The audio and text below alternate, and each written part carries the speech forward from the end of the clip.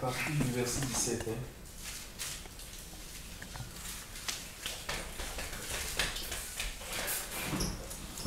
À 19.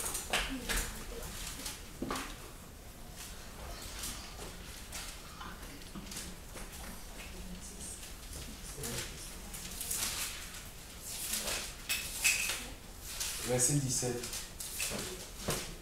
À 20.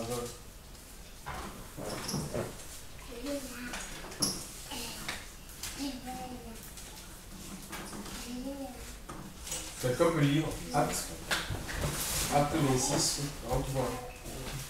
Je t'ai choisi entre le peuple et les gentils, et je t'envoie vers eux maintenant, pour leur ouvrir les yeux et les faire passer les ténèbres à la lumière, et de l'empire de Satan à Dieu, afin que par la foi en moi, ils reçoivent la rémission des péchés et qu'ils aient part à l'héritage des saints. C'est pourquoi, roi Agrippa, je n'ai point résisté à la vision céleste, mais j'ai prêché premièrement à ceux de Damas, et puis à Jérusalem et dans toute la Judée, et aux gentils de se repentir et de se convertir à Dieu en faisant des œuvres dignes de la repentance. Gloire à Dieu. Donc ici, il est question de la vision. En fait, c'est la vision et la mission. C'est la même chose. Quand on parle de vision, c'est ce que Dieu te montre en fait quand il t'appelle, et tout le monde est appelé par le Seigneur. C'est ce que Dieu te demande de faire pour sa gloire. Alléluia. Et Paul était un apôtre. Un apôtre, c'est un envoyé. C'est des gens qui sont choisis par Dieu. On ne devient pas apôtre parce qu'on est allé dans une université, je ne sais pas, biblique, chrétienne. Non, l'appel est divin. C'est Dieu qui t'appelle et il t'équipe, il te donne la vision. Tu n'es pas dans... tu sais pourquoi tu as été appelé. Et tout enfant de Dieu, chers frères et sœurs, tous ceux qui sont appelés par le Seigneur, il y a deux appels. C'est vrai qu'il y a deux appels dans la Bible. Le premier, c'est l'appel à la repentance. Hein. L'apôtre l'a prêché. C'est ce qui nous permet, c'est un appel qui nous introduit dans le royaume des cieux. Et étant membre du royaume des cieux, parce qu'on n'est pas membre d'un bâtiment, d'une structure, d'une organisation, d'un mouvement, on n'est pas là pour prêcher un mouvement. Dieu nous donne un second appel. Ça dit que ça peut être un ministère, un don, un service. Dans le livre de, je crois que c'est 1 Corinthiens, chapitre 12, il est dit qu'à chacun est donné la main, 1 Corinthiens 12, verset 7, à chacun est donné, à chaque personne, qu'on soit un homme, qu'on soit une femme, à chacun est donné la manifestation de l'esprit pour l'utilité commune. Alléluia. Donc Dieu ne nous outille pas, Dieu ne nous communique pas le second appel pour essayer de, pour qu'on s'empare de cet appel, qu'on se serve de cet appel pour notre propre gloire. C'est pour lui, c'est pour être au service de nos frères et sœurs, c'est pour être au service du corps, le corps de Christ qui va au-delà de ce bâtiment, de cette maison. Parce que l'église du Seigneur est ici, mais l'église de Jésus, l'église du Seigneur n'est pas divisée. C'est un corps. Alléluia, on a été abreuvé par le même esprit, nous dit l'Écriture, pour former un seul corps. Alléluia. Et les services que Dieu nous donne, c'est pour édifier le corps, conduit par l'Esprit de Dieu. Le Seigneur peut me détacher d'ici pour m'amener visiter les frères à travers le monde, dans un autre endroit. Donc voilà. Et la même chose, Dieu peut faire venir un frère d'ailleurs. L'église est ici, elle aussi ailleurs. Donc quelqu'un peut venir d'ailleurs pour venir nous fortifier ici, pour venir nous encourager. On n'a pas dit non.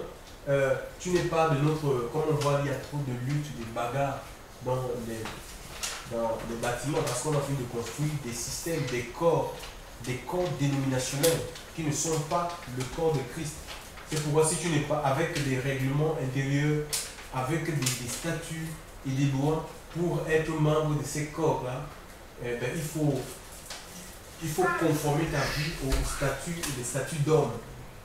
Et c'est comme ça que le corps de Jésus est complètement détruit. Il y a beaucoup de corps et chacun se réclame de sa dénomination. Tu es de quelle église? On te dit, moi je suis l'église baptiste, moi je suis l'église évangélique, moi je suis l'église pentecôtiste. La même chose, on le trouve dans Quand nous lisons les premiers épîtres, c'était chez les Corinthiens. Et pourtant, ils avaient reçu la visitation de Dieu, mais ils étaient charnels. Certains disaient, moi je suis de Paul, moi je suis de Pierre, je suis d'Apollos. Et pourtant, Jésus, d'autres disaient, je suis de Christ. Et pourtant, Jésus n'est pas divisé. Que ce soit Paul, Apollos, c'est les gens, c'est les envoyés, c'est les apôtres, c'est les gens qui ont reçu la grâce de Dieu pour annoncer la parole du Seigneur. Mais personne n'est allé à la croix pour personne. C'est Jésus qui a donné sa vie et notre vie doit reposer. Ma vie doit reposer non sur un homme de Dieu. Ma foi doit être établie, fondée, enracinée sur la parole du Seigneur. Pas sur un homme, pas sur une structure, sur une dénomination. On ne milite pas pour un mouvement. On ne suit pas les hommes, on suit la direction de l'Esprit. L'Église, elle est céleste. Alléluia. L'Église, c'est une entité spirituelle. Donc, on n'a pas besoin de... On ne missionne pas sous la dictée d'un homme, d'un sanctuaire quelconque. Nous recevons les instructions directement de la part de Dieu. L'apôtre, c'est ce que Paul essaie d'expliquer ici. Donc, il était en comparution devant un certain roi, le roi Agrippa, persécuté.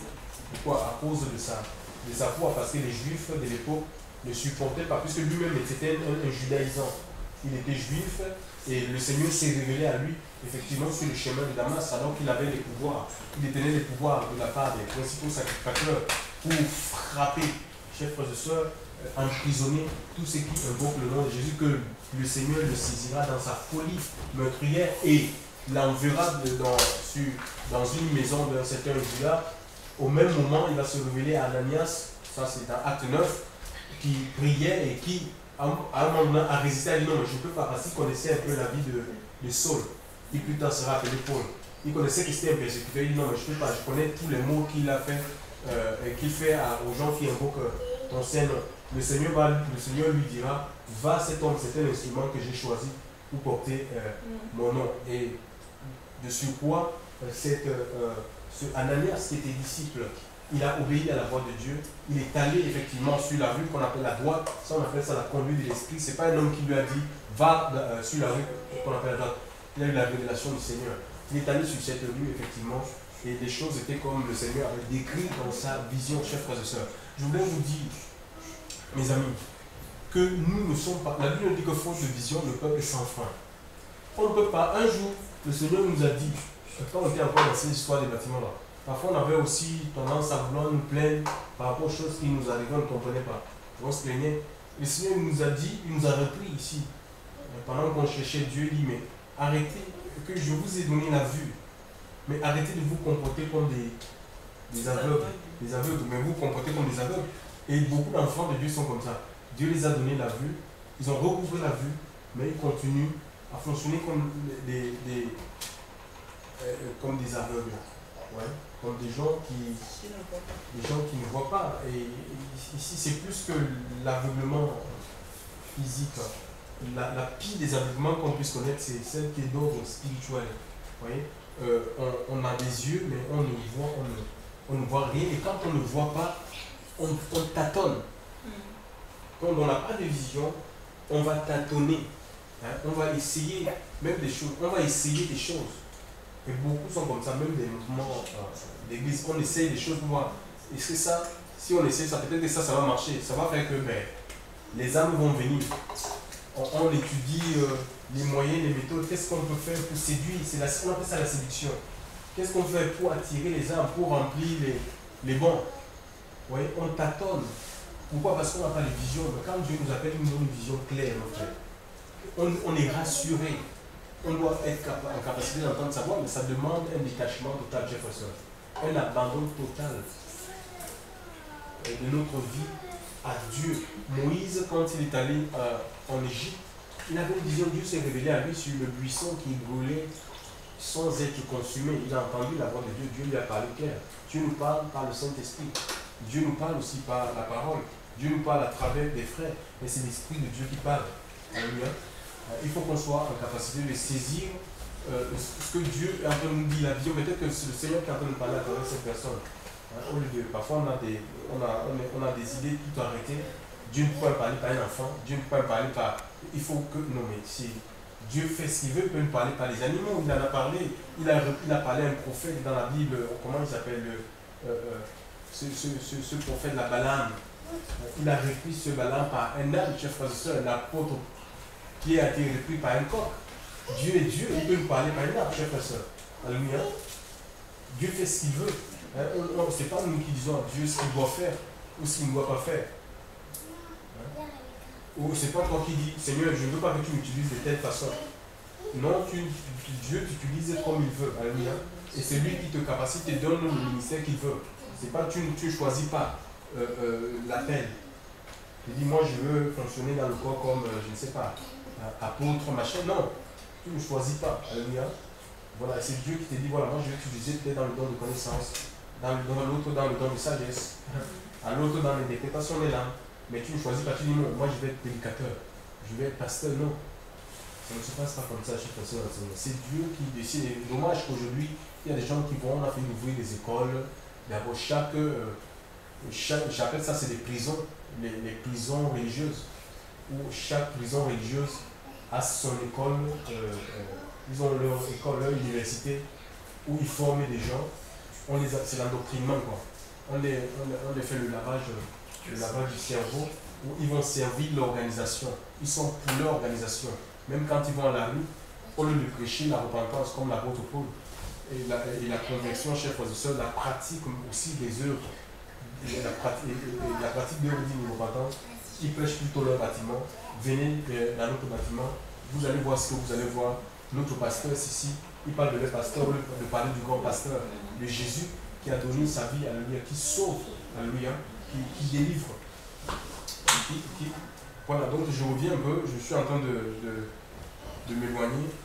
Je disais, on a besoin, chers frères et sœurs, vraiment de savoir ce pourquoi Dieu nous a appelés. Et que la vie spirituelle, ça c'est important.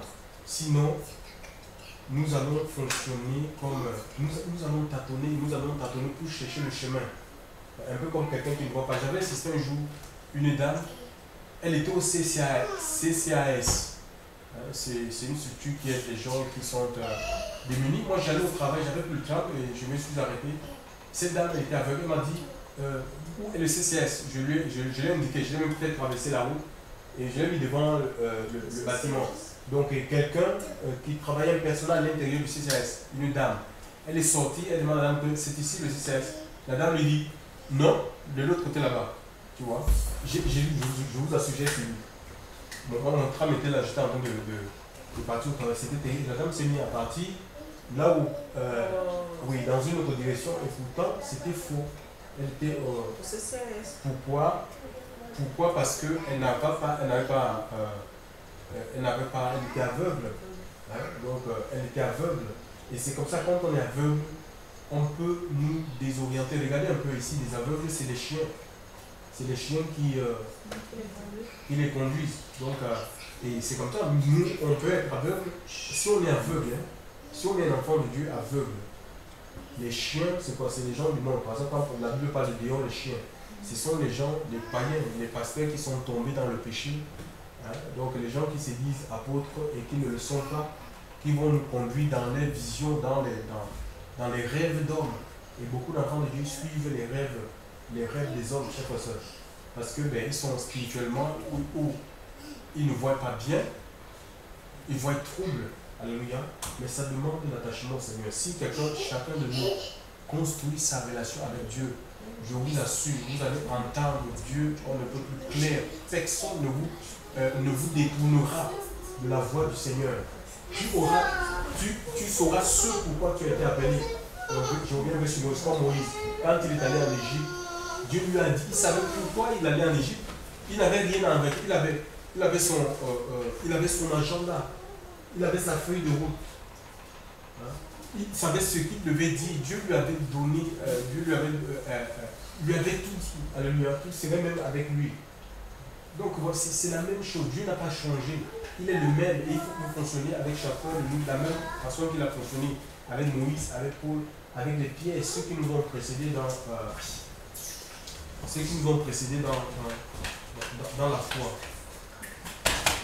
Chaque fois dans le Seigneur, voyez, avant de chercher à sauver les gens à l'extérieur, il faut se rassurer que nous-mêmes, déjà, on est dans le coup. Vous voyez, on a envie on a envie de faire des choses ailleurs. On va aller sauver les gens ailleurs.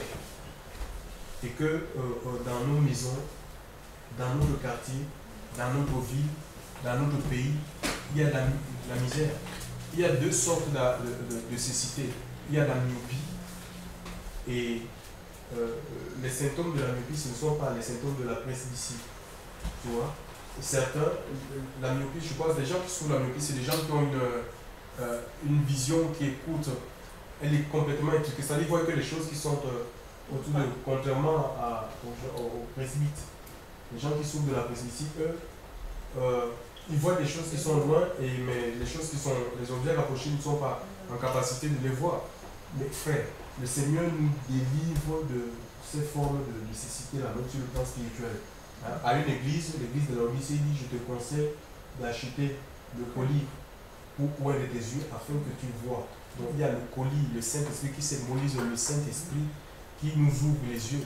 Parce que tu peux parler, dire, je vais aller soutenir les gens, je vais soutenir les missions, je ne sais pas, en Afghanistan, et que là où dans ton propre pays, là où tu adores, là où il y a des besoins, il faut que l'évangile, les besoins de témoignage, il faut peut-être des prospectus, des choses comme ça, on ne participe en rien. Ce n'est pas bon, chers frères et sœurs. Dans le monde, il est même dit la bonne charité commence par soi-même. Quand Jésus a donné l'ordre à ses apôtres, il leur a dit que vous recevrez une puissance, le Saint-Esprit survenant sur vous, et vous serez mes témoins. Où? C'était d'abord à Jérusalem. Alléluia. Donc ça commence d'abord à Jérusalem, et puis l'œuvre s'étend. On ne peut pas aller gagner ailleurs, les gens ailleurs, les voisins, alors que dans notre maison, c'est le chaos, c'est la mort. Chaque fois ça dans le Seigneur. Beaucoup fonctionnent comme ça. Mais ce n'est pas dans la vision de Dieu, chaque fois ça. Je crois qu'il n'est pas interdit d'aider, de soutenir des ministères ailleurs, mais il faut d'abord commencer là où tu es. Alléluia. Tu ne vas pas vouloir aller dans les avions, je ne sais pas, aller sauver les gens en Afrique, et que les après-midi, il faut aller peut-être partager le témoignage dans ta propre ville. Tu ne le fais pas.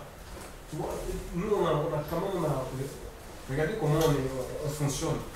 C'est pas bien. L'œuvre commence d'abord là où le Seigneur nous a placés, et puis c'est lui qui permet que l'œuvre grandisse. S'il nous trouve fidèles dans les petites choses, dans ce qu'il nous confie, c'est comme ça qu'il va nous augmenter des responsabilités. Alléluia. C'est le Seigneur qui responsabilise. Hein. C'est lui qui nous donne les charges. Alléluia. Voilà. Mais si on est infidèle, si on n'arrive pas à être fidèle dans les petites choses qu'il nous donne, il ne nous donnera pas les grandes choses. Voilà, c'est aussi simple que ça. Et nous avons vraiment besoin que Dieu nous ouvre les yeux chaque fois ça. Il faut prier. Si on a du mal, on ne peut pas tâtonner. On peut être un enfant de Dieu qui tâtonne. Et le plus souvent, on tâtonne parce que nous refusons la direction de l'Esprit. Alléluia. Ouais, on ne dirige pas Dieu. C'est Dieu qui nous dirige. C'est lui qui nous a appelés. C'est lui qui nous conduit. Mais si nous on veut, si on croit être sage, écoutez ce que 1 Corinthien dit. 1 Corinthiens chapitre 3 dit ceci. Que personne ne mette sa gloire dans des hommes, car tout est à vous, soit Paul, soit Apollos, soit Céphas, soit le monde, soit la vie. Non, je vais me tromper. En fait, que nul ne s'abuse, c'est le verset 18, que nul ne s'abuse lui-même. Si quelqu'un parmi vous pense être sage selon ce siècle, qu'il devienne fou, afin de devenir sage. Car la sagesse de ce monde est une folie devant Dieu. Aussi est-il écrit, il prend les sages dans leur ruse, et encore le Seigneur connaît les pensées des sages, qui sait qu'elles sont vaines. Tu vois? Si quelqu'un pense être sage selon ce siècle, qu'il devienne fou. Afin de devenir quoi? Sage. Ça veut dire que quoi? Étant dans le royaume des cieux, nous sommes en même temps sur la terre, et sur la terre, il y a une sagesse que les gens utilisent, même dans les entreprises, hein, la politique et autres. Cette sagesse-là, l'apôtre, je crois, c'est Jacques, il dit que c'est une sagesse qui est terrestre, qui est animale, qui est... On ne pense à eux. C'est l'individualisme, c'est l'égoïsme, c'est le moralisme. Mais dans le royaume, c'est différent. Et quand le Seigneur travaille, quand le Seigneur veut travailler avec nous, en fait, on peut avoir le sentiment que, mais, dis donc, Dieu va permettre qu'on t'écrase. En fait, c'est lui qui t'écrase. Tu veux penser que c'est les gens qui t'écrasent. En fait, c'est lui parce qu'il a les pieds et les reins. Et ça fait mal. Les reins, c'est un métal qui est dur. Hein. Le Seigneur va t'écraser avec ses pieds et les reins. Ben oui, pour que tu sois brisé. Pour que tu sois brisé, que tu n'aies plus rien à revendiquer. Quand tu te donnes un ordre, tu obéis tout simplement. Mais il faut être écrasé, il faut être brisé, il faut être broyé. C'est pourquoi on passe par les souffrances. On connaît même des injustices. Et parfois, quand on vit une injustice, on a envie de réagir. On veut exercer sa propre justice. Mais il faut que Dieu devienne notre justice. On n'a pas à se justifier. Quand Dieu devient notre justice, nous n'avons plus à nous justifier. C'est lui qui va nous justifier. À son temps, à son heure, c'est lui qui va se glorifier dans notre vie, chers soeurs, pour taire les bouches. Les gens qui ont pensé que, nos ennemis, alléluia, pour taire nos ennemis, c'est Dieu qui fait les choses, c'est pas à nous de le faire. Et maintenant, on peut penser que on est bête, et beaucoup de gens pensent comme ça, que quand on laisse, on accepte la conduite de l'Esprit, que l'Esprit de Dieu nous dirige, on pense que ces personnes-là, ils sont bêtes, ils ne réfléchissent pas, mais c'est très faux. C'est parce que tout simplement, c'est des personnes qui ont compris que pour être sage selon ce siècle, il faut accepter d'être fou afin de devenir sage. En fait, on n'est pas fou.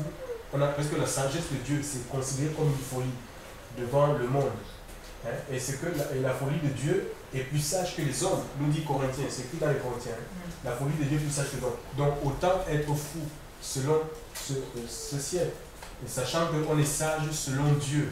Nous avons la sagesse de Dieu et je vous assure, quand Dieu te conduit, il n'y a pas de faute. Alléluia, c'est parfait. Sur le moment, on ne comprend rien. Ça peut être contraire même à nos projets, à ce que nous voulons. Mais je vous assure, à la fin, sortie de l'épreuve de la difficulté, je vous assure, nous apprécions l'œuvre du Seigneur dans notre vie. Donc, il faut arrêter de raisonner avec le Seigneur, même quand tu passes des situations que tu ne comprends pas.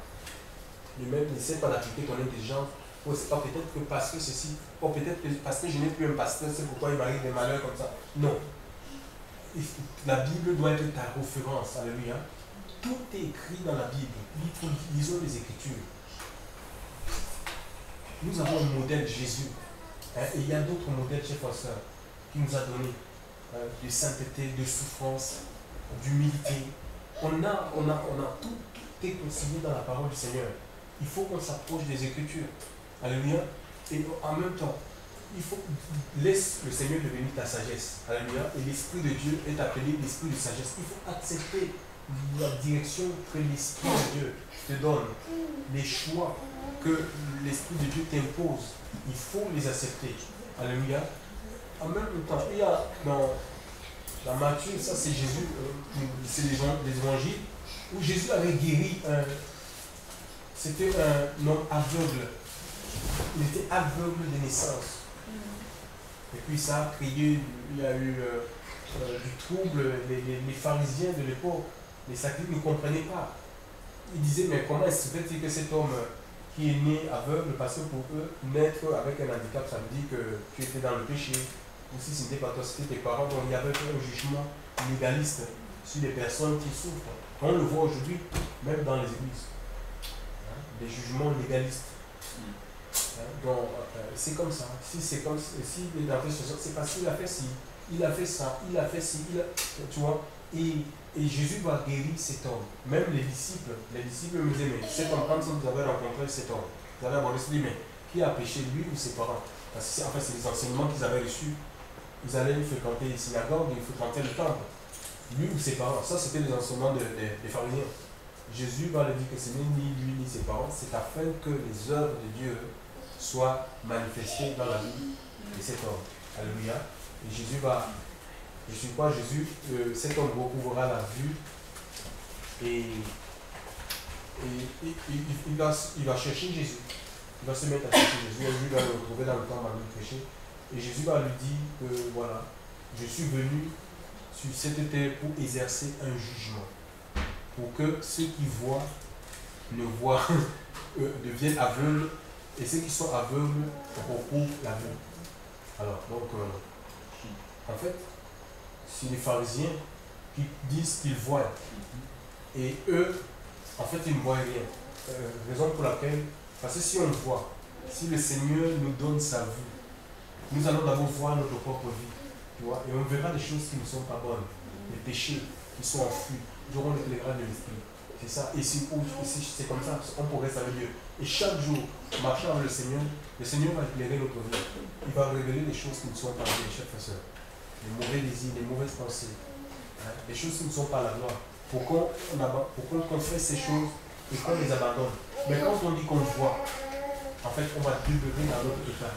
On va demeurer tel que nous sommes.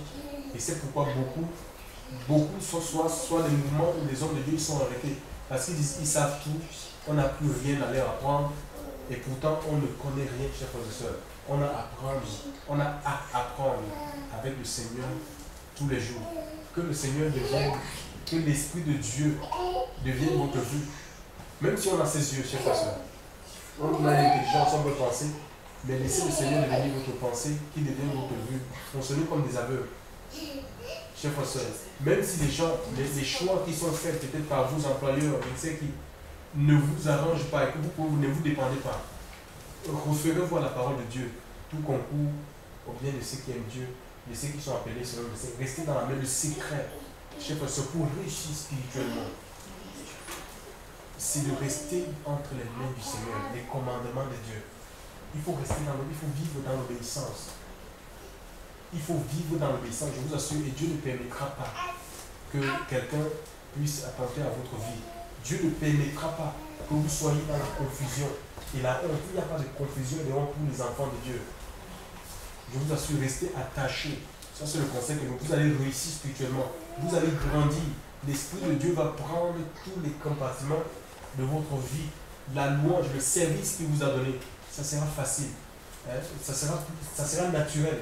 Vous allez rendre les choses de Dieu, les choses surnaturelles de Dieu vont devenir des choses naturelles. Alléluia. Mais que le Seigneur soit notre vue, qu'il soit notre pensée. Alléluia. Donc arrêtons de penser par notre propre intelligence. Arrêtons de voir par nous-mêmes, de concevoir des projets par nous-mêmes. Laissons le Seigneur voir, faire des choses à notre place. Tout simplement, remettons notre vie entre ses mains. Alléluia. C'est lui qui conduit. Il a dit, il ne nous délaissera jamais et il ne nous abandonnera pas. Alléluia. Même si nous avons le sentiment d'être délaissés, abandonnés, c'est faux. Ce n'est qu'un sentiment et nous ne marchons pas par les sentiments, chers frères. Nous marchons par la foi. Alléluia. La foi dans la parole, la foi dans ses promesses. À lui soit toute la gloire.